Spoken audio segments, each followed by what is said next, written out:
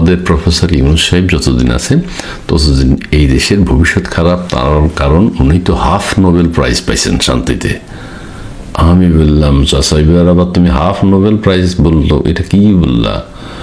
চাচা বললো যে হাফ নোবেল প্রাইজ পাইছে, উনি শান্তিতে হাফ পাইছে, গ্রামীণ ব্যাংক শান্তিতে হাফ পাইছে, উনি হাফ নোবেল প্রাইজ বিজয়ী, এবং ওনার শান্তিতে যেহেতু হাফ দেয়া হয়েছে, বাকি হাফ হইল ওনার অশান্তি, এবং বাকি হাফের যে অশান্তি সেটা উনি বাংলাদেশে এখন চালাইতেছেন। ভালো লাগার একটা বিষয় আপনাদের সাথে শেয়ার করি, সেটি হচ্ছে কাশেম চাচা বিশ্বের শ্রেষ্ঠ ধনী ইলন মাস্কের সাথে জরুরি মিটিং শেষ করে দেশে ফিরেছেন, এবং দেশে ফেরার সাথে সাথে আমি বিগত 7-8 দিনে দেশে যা ঘটনা ঘটেছে এগুলো চাচাকে শেয়ার করলাম। চাচা বলল যে তুই এত কথা বলার দরকার নাই, কি কইবি ক, আমি ইলন মাস্কের অফিসে ছিলাম, তার স্টারলিংক স্যাটেলাইটের মাধ্যমে আমি সব কিছু দেখেছি, তুই আমার জিগা কি কইবি? চাচারা তখন আমি কইলাম, চাচা এই যে 21শে ফেব্রুয়ারি উদযাপিত হয়েছে, বুঝছো, কোনো কোনো জেলায় শহীদ মিনার ভাঙচুর হয়েছে, আবার ঢাকাতে আমরা দেখেছি বিএনপির কয়েকজন নেতাকে শহীদ মিনার প্রবেশ করতে দেয়নি। আবার ওই যে মাহমুদুর রহমান মান্না আছে না, মান্না সাহেবকে নাকি শহীদ দিবসের অনুষ্ঠান, অর্থাৎ প্রধান উপদেষ্টা যেখানে প্রধান অতিথি ছিলেন সেই অনুষ্ঠানে নাকি ঢুকতে দেয়নি 21শে পদক বিতরণ অনুষ্ঠানে। বিষয়টাকে তোমার কেমন লাগছে, কিভাবে দেখছো? চাচা তখন কইলো, ভাতিজা তোর মাথা ছোট, তুই পেপার পত্রিকা ঠিক মতো পড়িস না, পড়লেও মনে রাখতে পারিস না। আমি বললাম, চাচা কি? কইল যে এইটা আমাদের প্রধান উপদেষ্টা মেটিকুলাস ডিজাইনের কথা বলেছে না, রিসেট বাটন পুশ করার কথা বলেছেন না, সেইভাবে সমস্ত কিছু 47-এর পরে 71 পর্যন্ত যা হয়েছে সব কিছু মুছে ফেলতে হবে। আমি চাচাকে তখন বললাম, চাচা এটা কি তাইলে তারই অংশ, এই শহীদ মিনার ভাঙা? আগেও তো দেখেছি আওয়ামী লীগের সময় টুকটাক ভাঙার চেষ্টা করছিল।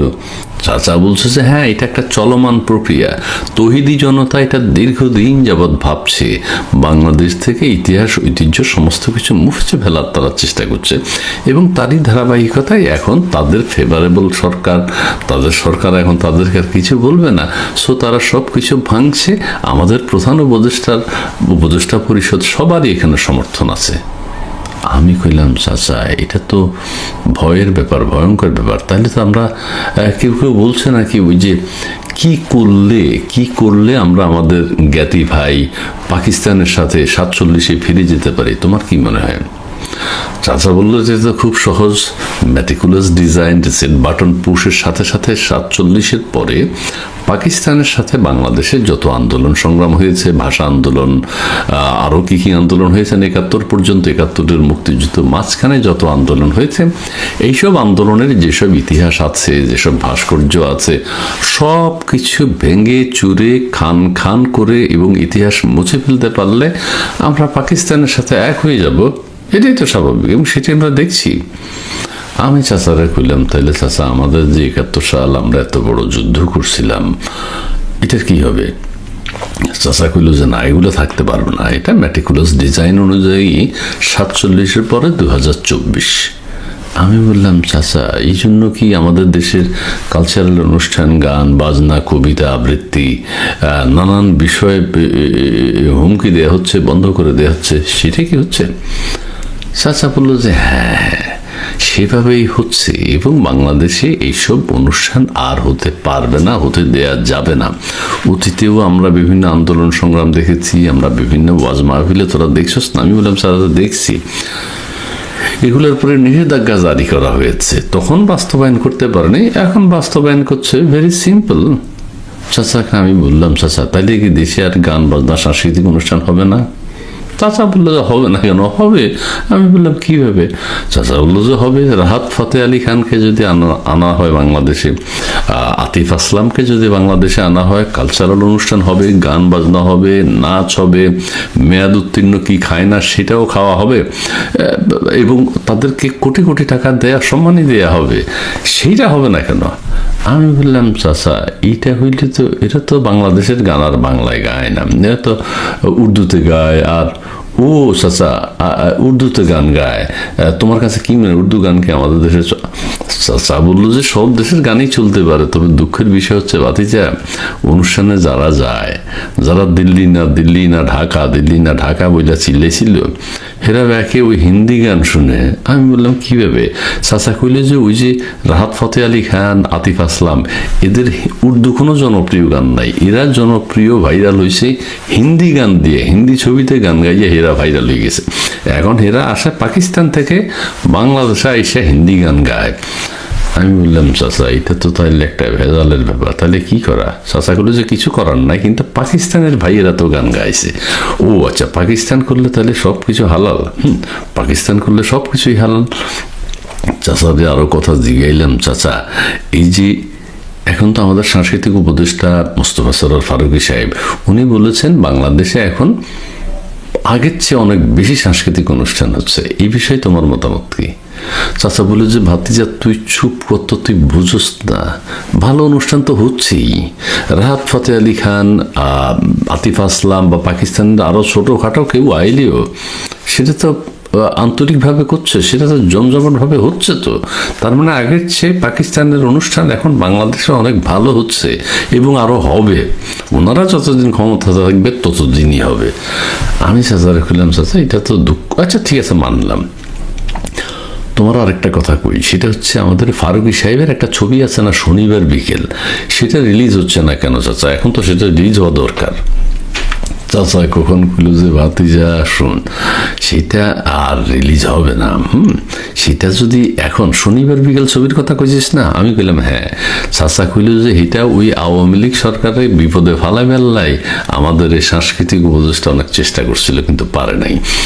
এখন এটা যদি রিলিজ হয়, শনিবার রিলিজ হয়, আর কি ছবির নাম? আমি বললাম শনিবার বিকেল। চাচা বললো যে হ্যাঁ, শনিবার বিকেল ছবিটা যদি এখন রিলিজ হয়, পারো কি তাইলে মাইর খাইব। এখন যে তৌহিদি জনতা আছে না, তৌহিদি জনতা তারা ছেড়া কথা কইব না। ফারুকী সাহেব ওই যে শনিবার বিকেল এখন আর রিলিজ দেবে না, আবার আওয়ামী লীগ আইতে হইব, তখন আবার তিনি চেষ্টা চালাইবেন যে না শনিবার বিকেল রিলিজ করতে হবে, শনিবার বিকেল রিলিজ করতে হবে।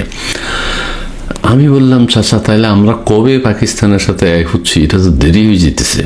চাচা বললো যে যখন সমস্ত ভাঙচুর, ইতিহাস, ঐতিহ্য সব মোছা হবে এবং স্লোগান শুনবি দিল্লি না পিন্ডি, দিল্লি না পিন্ডি, যখন শুনবি পিন্ডি পিন্ডি, তখন শুনবি যে আমরা পাকিস্তানের সাথে এক হয়ে গেছি।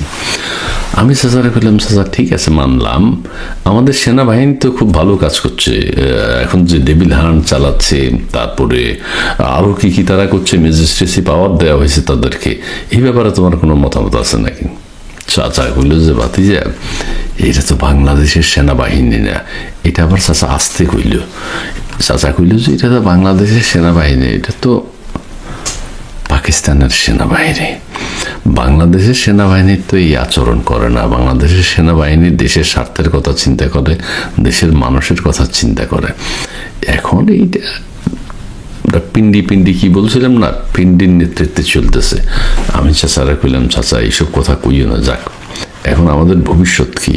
চাচা কইল যে আমাদের প্রফেসর ইউনূস সাহেব যতদিন আছেন ততদিন এই দেশের ভবিষ্যৎ খারাপ, তার কারণ উনি তো হাফ নোবেল প্রাইজ পাইছেন শান্তিতে।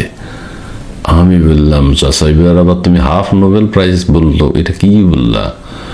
চাচা বললো যে হাফ নোবেল প্রাইজ পাইছে, উনি শান্তিতে হাফ পাইছে, গ্রামীণ ব্যাংক শান্তিতে হাফ পাইছে, উনি হাফ নোবেল প্রাইজ বিজয়ী, এবং ওনার শান্তিতে যেহেতু হাফ দেয়া হয়েছে, বাকি হাফ হইলে ওনার অশান্তি, এবং বাকি হাফের যে অশান্তি সেটা উনি বাংলাদেশে এখন চালাইতেছেন। অশান্তির জন্য তিনি হয়তো আগামীতে একটা পুরস্কার পাবেন। আমি কইলাম চাচা এটা কি কইলে, এটা তো নতুন চিন্তা মাথায় ঢুকলো। চাচা তোমার ধন্যবাদ। চাচা চলে গেল। আসলে তো চাচা হাসা কথাই কইছে, আমাদের মাননীয় প্রধান উপদেষ্টা তো হাফ নোবেল প্রাইজ পাইছে, উনি অর্ধেক, গ্রামীণ ব্যাংক অর্ধেক। ওনার হাফ যেহেতু শান্তি, ওই নোবেল কমিটিতে ওনারা পুরোটা শান্তিতে পুরস্কার দেয়নি, এবং পুরোটা যেহেতু দেয়নি, বাকি অর্ধেক তো অশান্তি, এবং সেই অশান্তিটা তিনি এখন পাওয়ার পাইছেন, বাংলাদেশকে এখন তিনি অশান্ত করে তুলছেন, এবং তিনি যতদিন থাকবেন ততদিন তো মনে হয় বাংলাদেশের মানুষ, বাংলাদেশ অশান্তিতে থাকবে।